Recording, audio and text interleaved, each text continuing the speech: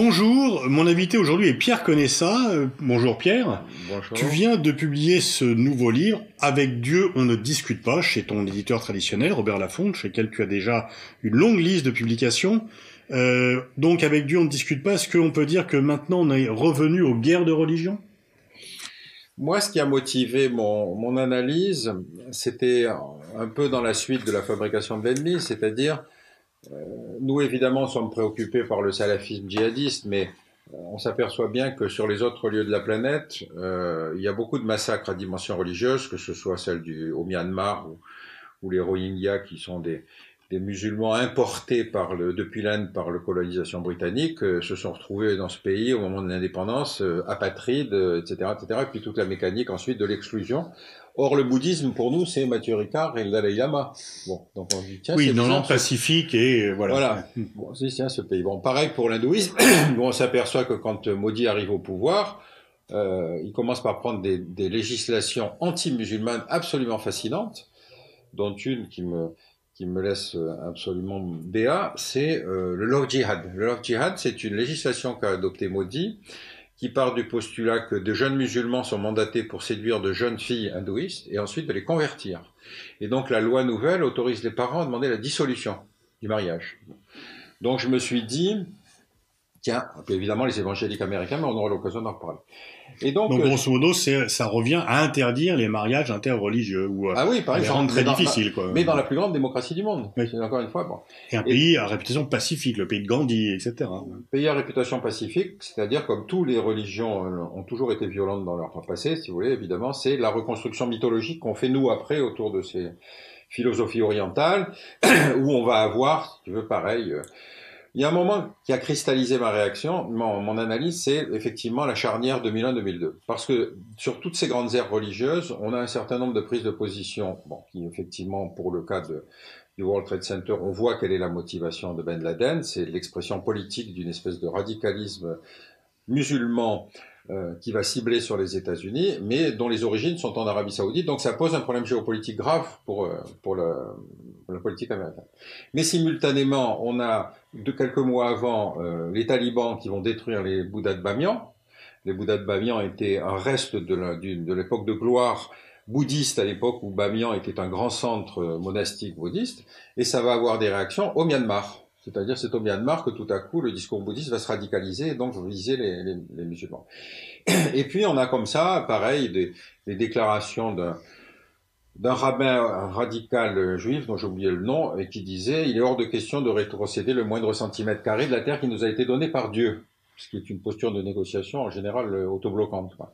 Et donc, je me disais, mais c'est intéressant que tous ces phénomènes se passent dans un laps de temps comme celui-là, parce que c'est pas à toi que je vais expliquer que le principe même de la recherche académique, c'est d'être propriétaire d'un morceau de fromage et puis de dire aux autres, tu viens pas chez moi, je vais pas chez toi. Bon.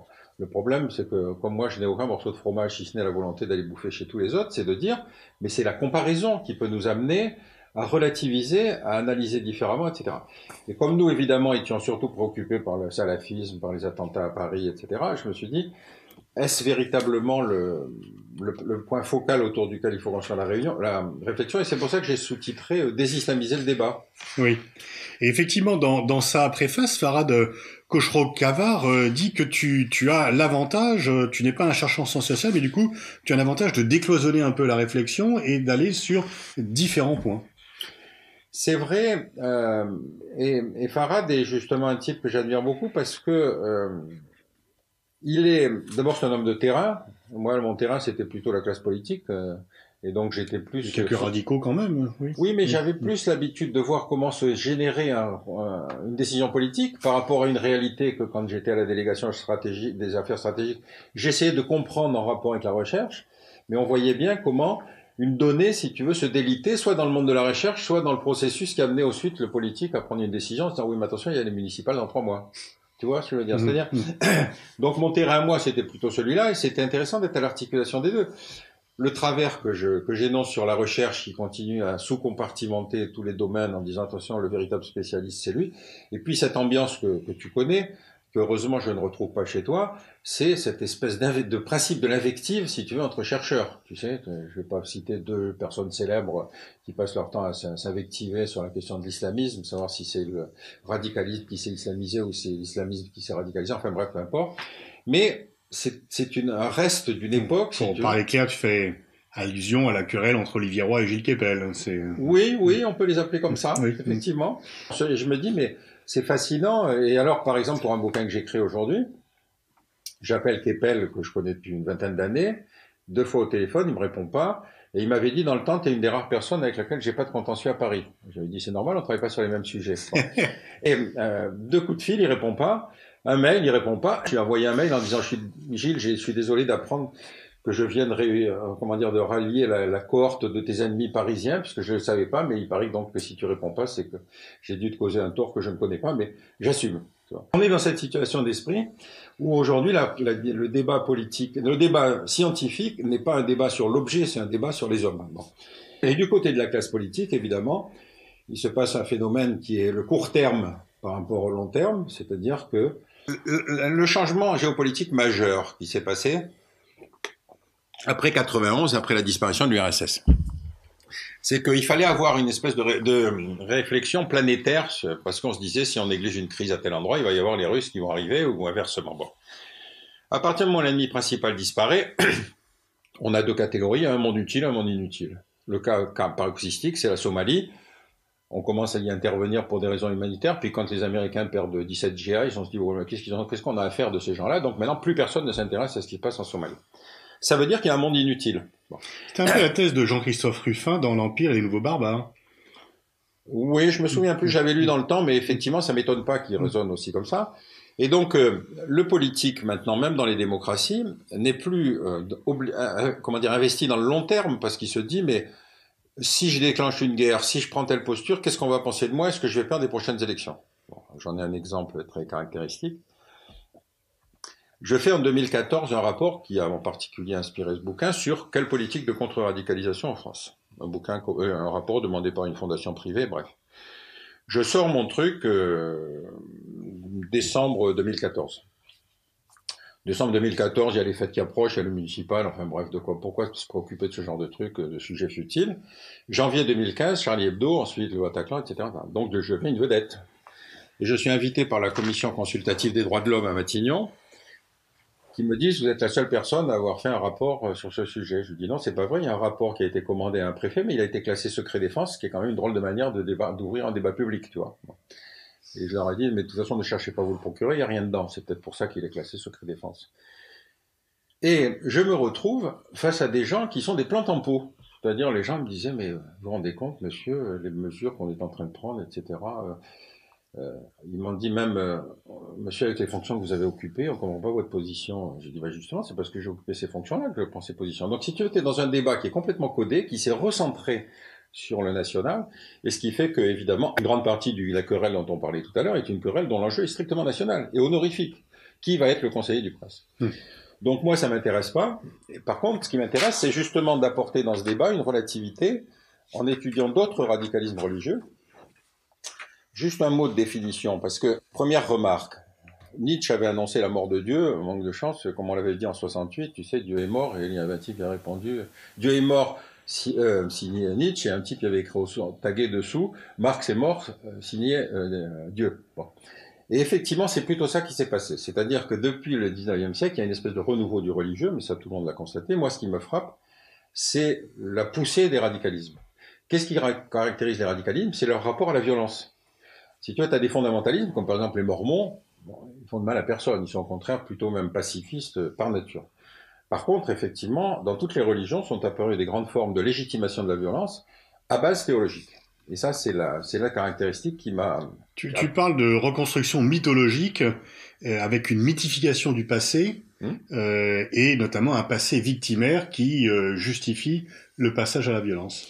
Oui, parce que toutes ces grandes aires religieuses ont d'abord été traumatisées par le darwinisme. On ne mesure pas l'impact que ça a eu, on le mesure chez nous évidemment, mais rarement sur les autres religions.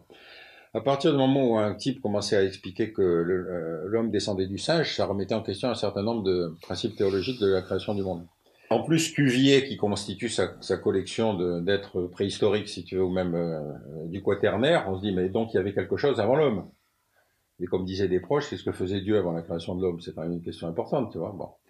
Et donc, on est dans cette situation où tout à coup, toutes les grandes mythologies religieuses sont déstabilisées par ça. Deuxième chose, il y a évidemment la colonisation, c'est-à-dire qu'on va avoir les droits de l'homme et la religion chrétienne imposés par la force, ou en tout cas imposés par le poids des armes.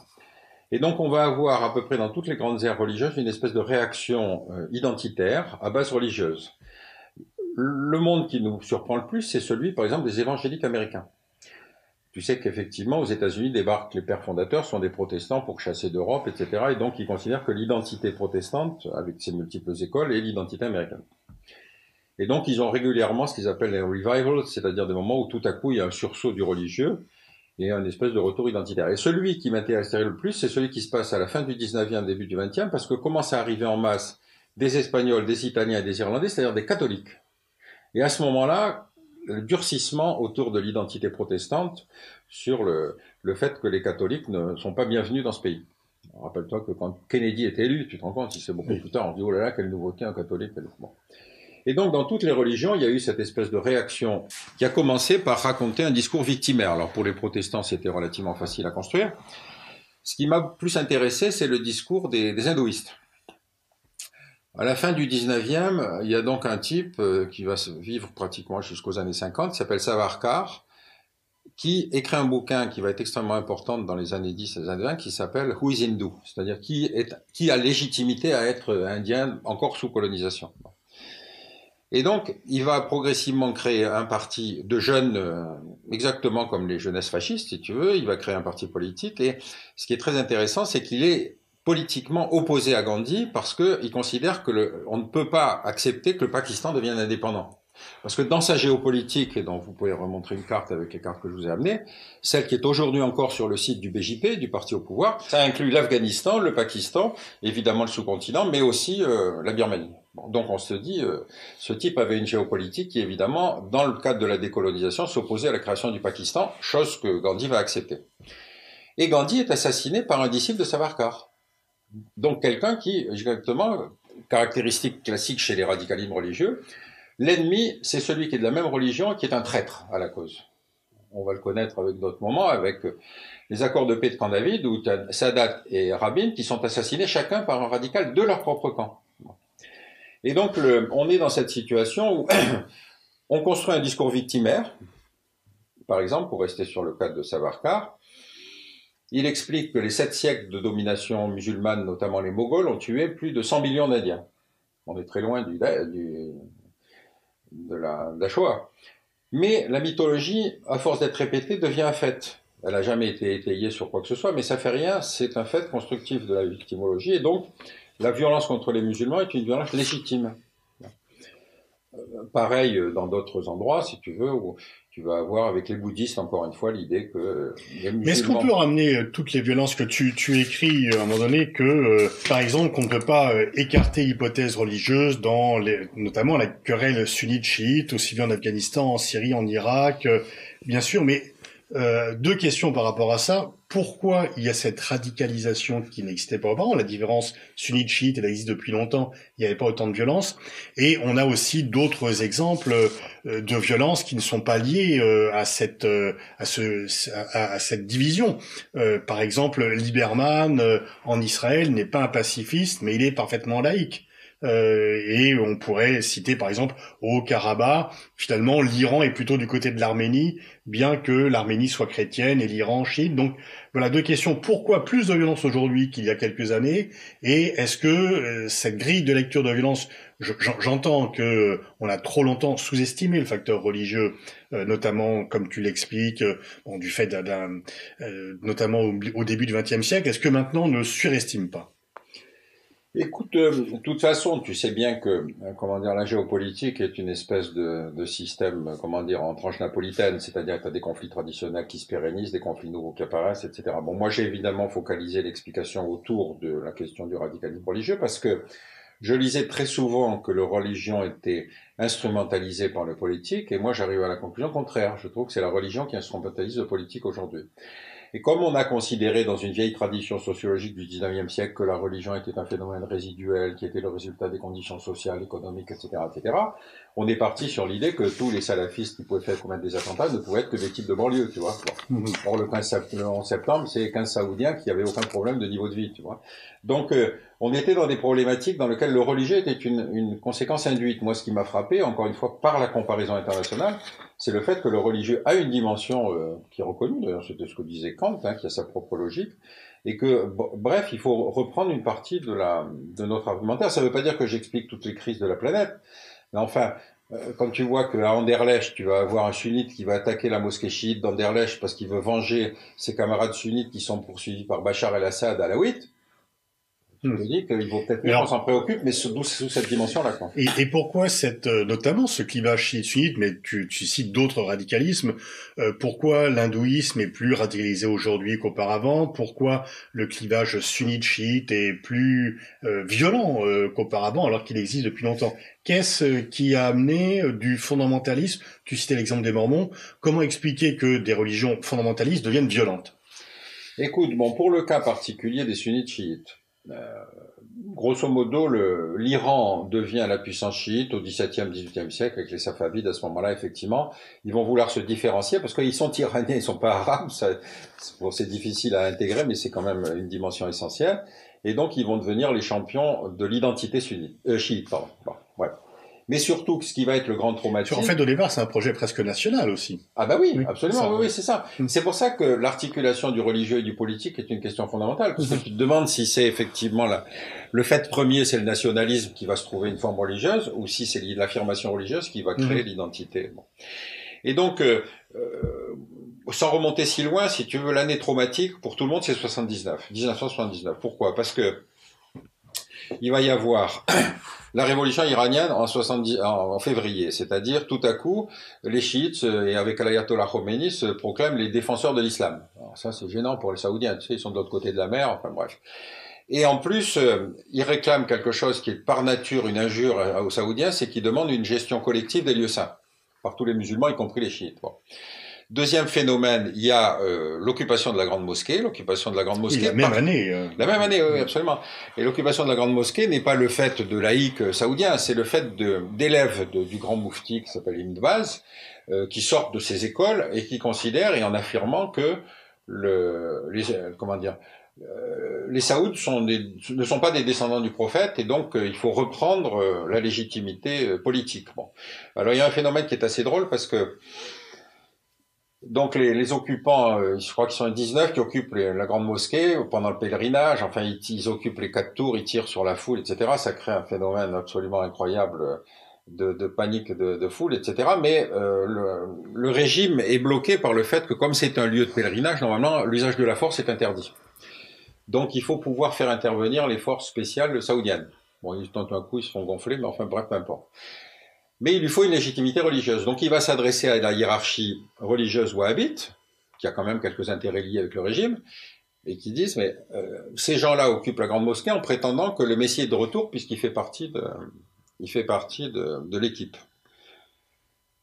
Alors les religieux doivent donner une réponse théologique qui arrive à justifier la violence. Alors ils disent, oui, c'est vrai que le prophète avait dit que le Messie reviendrait sur terre, mais le Messie reviendrait pour chasser les régimes impies et corrompus. Or, l'Arabie Saoudite n'est ni un régime impie ni corrompu, donc c'est pas le Messie. Si c'est pas le Messie, on peut y aller. Et donc, ils vont mandater, en particulier, tu sais, le GIGN, parce qu'il leur manque de savoir-faire, pour aller dégager la grande mosquée. Mais ça, c'est un choc. Parce que ça veut dire qu'à l'intérieur même du système saoudien, tu avais des types qui étaient en mesure non seulement d'aller vers ce radicalisme, mais en plus de contester la dynastie des Saouds. Et troisième épisode de 79, c'est l'invasion soviétique en Afghanistan. Ça va permettre d'expulser tous ces jeunes gens turbulents, puisque pendant longtemps, les Saoudiens vont être le plus gros contingent de combattants étrangers. Donc, si tu veux, ce paysage-là est un véritable, choc, évidemment, pour l'Arabie Saoudite, comme d'ailleurs pour l'Iran. À avoir cette espèce de durcissement, par exemple, des postures, en se disant, mais qu'est-ce qui se passe? Alors, quand il y a la révolution iranienne, en particulier, les chiites en Arabie Saoudite qui sont sur la côte Est, c'est-à-dire malheureusement pour eux sur les zones pétrolières, si tu veux, et qui commencent à bouger, ça inquiète terriblement les Saoudiens. Bon. Et donc, tu vas avoir progressivement cette fissure qui va se créer. Tu vas avoir aussi le fait que la guerre Iran-Irak est une guerre qui fondamentalement va se marquer comme la défense des pays sunnites contre l'Iran chiite, alors que c'est Saddam Hussein qui est en fait la puissance agressive. Mais nous, sans se préoccuper aucunement de la situation, on va soutenir Saddam Hussein puisque, paraît-il, c'est un moderniste. Et donc tous ces phénomènes-là se sont on lui livre du matériel militaire. Oui, le problème c'est qu'on lui a livré à crédit. Si tu veux. Bon, ça, donc parce que ce qui était rigolo, c'est qu'on lui livrait du matériel pour qu'il gagne la guerre, mais comme il risquait de perdre la guerre, s'il perdait la guerre, on perdait plein de pognon, donc il fallait lui livrer d'autres matériel. Bon. Et on va donc lui livrer du matériel qui était normalement dans l'armée française. Donc, si tu veux, ce qui est intéressant là-dessus, c'est que l'analyse politique du moment ne partait pas d'une espèce d'analyse locale. Après tout, la révolution iranienne était une révolution populaire. On en pense qu'on en veut sur le message politique. Mais enfin, bon. Et donc, tous ces phénomènes-là vont créer cette espèce de fossé entre sunnites et chiites, et qui va ensuite se manifester dans différents théâtres d'opération par cette radicalisation. Par exemple, quand le Royaume d'Arabie Saoudite pose sa charte constitutionnelle, il est écrit explicitement que la mission de l'État saoudien, c'est de propager l'islam, mais l'islam version wahhabite, évidemment pas. Bon. Or, pour les wahhabites, les chiites, c'est des traîtres. Donc, cette gradation sur les bons croyants et les mauvais croyants, tu la retrouves dans beaucoup de ces radicalismes. Par exemple, en Israël. C'est-à-dire qu'aujourd'hui, tu vas avoir des gens qui considèrent que un juif libéral, si tu veux, est un mauvais juif. Un traître. Hein? Un traître. Un traître, absolument, oui. Et donc, c'est ça qui est intéressant, c'est que, paradoxalement, dans ces radicalismes, l'ennemi premier, c'est d'abord le mauvais croyant. Après, ça va dégrader, tu vas avoir les femmes, tu vas avoir les occidentaux. Et comment expliquer cette montée, non seulement une fois encore du radicalisme, mais de la forme violente du radicalisme, le fait que l'on veuille éliminer à la fois le plus proche et l'adversaire, celui qui ne partage pas ta foi et celui qui est censé la partager, mais qui n'est pas sur le même bord politique. Ben, je crois que c'est une somme d'évolution. Par exemple, la colonisation va arriver avec ses pères blancs, avec ses missionnaires, etc., etc. Bon. Dans ce débat où, encore une fois, nous, on a eu l'habitude de négliger le politique. Par exemple, à la fin du bouquin, je cite un recensement qui a été fait aux États-Unis sur plusieurs revues scientifiques entre 1995 et 2000, je crois, et sur les quelques milliers d'articles, il n'y en avait que 6 qui traitaient des questions religieuses. C'est-à-dire que nous considérions que, si tu veux, la question religieuse était une question seconde qui méritait pas en tant que telle de comprendre l'évolution qui était en train de se passer. Bon. Et donc, si tu mélanges la colonisation, pour lequel la résistance s'est aussi assimilée à une identité religieuse. Dans le FLN en Algérie, tu avais évidemment des modernismes, mais tu avais aussi le renforcement de cette identité religieuse. Tu vas le retrouver aussi en Inde, encore une fois avec cette opposition Gandhi-Savarkar, mais on va le retrouver à peu près partout, et y compris, je te dis, chez les évangéliques, qui vont considérer que l'arrivée de ces catholiques est une menace pour l'identité américaine. Bon. Et donc, ceci conjugué à la fois à des postures impérialistes.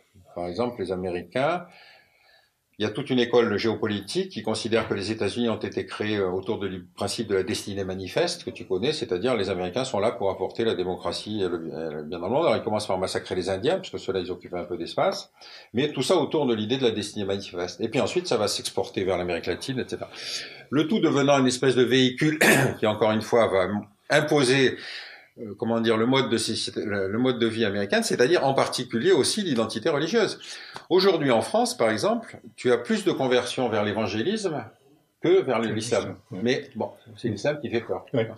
Alors, pareil en Afrique, si tu veux. Ce qui est intéressant en Afrique. Et en Amérique latine aussi. Et en Amérique latine, ouais. Dans ce paysage, puisqu'on arrive malheureusement au terme de l'entretien, comment tu situes la Chine? Parce qu'elle est perçue quand même par beaucoup comme non seulement le pays qui monte en puissance et donc qui fait peur.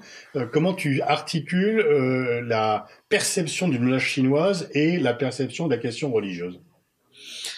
Moi, je crois qu'on est capable de créer de la menace un peu partout. Hein. C'est pas un problème. Je rappelle donc la construction de l'ennemi qui était ton avant-dernier bouquin. Ouais, mon idée, c'était effectivement que j'en suis toujours d'ailleurs à m'interroger pour me demander pourquoi c'est Poutine notre ami principal et pas l'Arabie Saoudite. Mais enfin bon, comme j'obtiens pas de réponse, j'arrête de poser la question. Donc, on est capable de créer encore une fois des ennemis qui sont une espèce d'articulation de notre identité propre, de notre passé ou du passé de l'autre, etc. Plus toute une mécanique qui ensuite va se greffer là-dessus. L'exemple, si tu veux, le plus caractéristique, c'est celui des néoconservateurs américains qui sont actuellement au pouvoir, mais qui sont très puissants aussi dans le système français, pour expliquer que l'avenir de la France se fait dans le sillage des Américains. La dernière décision gaulliste, c'était Chirac refusant d'aller en Irak.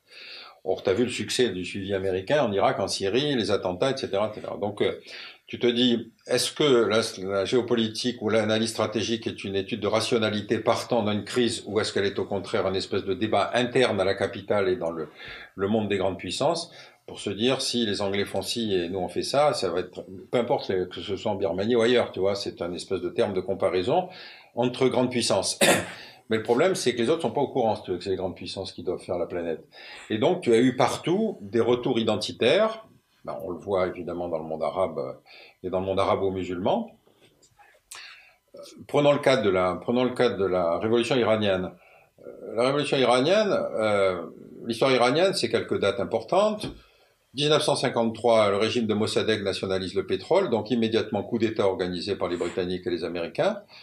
Alors que nationaliser le pétrole, on a 20 ans plus tard, on a vu que ça posait plus trop de problèmes. Mais là, à l'époque, c'était très dangereux. Donc, coup d'État et installation d'un régime qui est sur le régime du Shah, qui avait une police politique qui s'appelait la Savak, qui enlevait les mecs, qui les faisait disparaître, qui les assassinait à l'étranger. Et puis, évidemment, redistribution de la carte pétrolière, où cette fois, ce sont les Américains qui prennent la grosse part et les Britanniques la part minoritaire. Bref. 25 ans de dictature du Shah. C'était un moderniste, donc si tu veux, les femmes étaient libérées, etc. Et pour nous, d'être moderniste, ça suffisait comme analyse politique. Le fait que ce soit un régime corrompu, qui sont entourés par des mecs qui faisaient du trafic de drogue, etc. Encore une fois, il fallait pas tout mélanger. Bon. Et donc, au bout du compte, moi j'étais allé plusieurs fois en Iran à cette époque-là, le fait qu'on puisse avoir une révolution populaire qui s'est manifestée par le soutien à Khomeini, etc., etc., c'était quand même quelque chose qui méritait d'être pris en compte. Rappelle-toi que quand on ramène Khomeini dans l'avion d'Air France, j'en parlais avec des mecs à l'époque, ils me disaient, nous, tout ce qu'on craignait, c'était que, si tu veux, on tire un missile sur l'avion d'Air France transportant Khomeini, parce qu'à ce moment-là, on aurait beaucoup de mal à expliquer qu'on l'avait protégé avant, et puis que tout à coup, là, bref. Ils sont tout contents d'atterrir à Téhéran. Il y a 1 million de personnes qui accueillent Khomeini. Donc, on est dans une situation où tous les critères de choix, en se disant, mais est-ce que la modernité, c'était ce qui est en train de se passer, ou est-ce que la modernité, c'est le régime du Shah? Mais c'est pas grave, on s'est même pas posé la question. Saddam Hussein a fait faire un tour de Paris à ses équipes pour leur dire, écoutez, j'ai l'intention d'attaquer l'Iran, qu'est-ce que vous en pensez, etc. Alors le discours de Khomeini, qui était effectivement, maintenant ça va être le triomphe de l'islam partout dans le monde, c'était pas fait non plus pour calmer les esprits, ça il faut bien le reconnaître. Et puis les exécutions, et puis tout ça. Bon. Donc on y va, on va le soutenir. Mais au bout du compte, tu t'aperçois que ça a été une véritable catastrophe, que pour l'Iran, c'est un facteur identitaire important, 800 000 morts pour une guerre qui a duré 8 ans, c'est-à-dire 2 fois la guerre de 14. Il n'y a pas une famille iranienne qui n'ait perdu quelqu'un à l'époque. Le désarmement des Iraniens était tel qu'ils envoyaient, tu sais, les Bassidj, les jeunes types désarmés sur les champs de mines pour faire sauter les mines pour qu'ensuite les combattants passent. Quand tu racontes ce martyrologue en Iran, les gens savent de quoi tu parles. Mais si tu dis, ah non, mais Khomeini, ce qui se passait à Téhéran, les déclarations, les enlèvements, etc., tu ne prends pas en compte la dimension de l'autre. Et c'est ça qui me gêne toujours, si tu veux, parce que cette espèce d'assurance qui nous occupe, nous, occidentaux et particulièrement français, c'est qu'on sait que la Terre est plate et qu'on est le centre du monde. Et donc, c'est les autres qui doivent comprendre qu'ils sont à la périphérie, tu vois. On va en terminer là-dessus. Merci Pierre. Je renvoie donc à la lecture de ton livre. Avec Dieu, on ne discute pas. Les radicalismes religieux, désislamiser le débat. Et ça vient tout juste de sortir aux éditions Robert Laffont. Juste une petite anecdote parce que c'est la dernière que je trouve la plus belle. Donc il y a un téléprédicateur saoudien là qui a dit le prophète n'aimait pas les souris. C'était une société nomade. C'est les souris, c'est les rongeurs qui bouffent les raisins. Or, Mickey Mouse est une souris, et Mickey Mouse est une souris américaine qui est destinée à pervertir la jeunesse saoudienne, donc il faut interdire les dessins animés de Mickey Mouse. Voilà. Merci.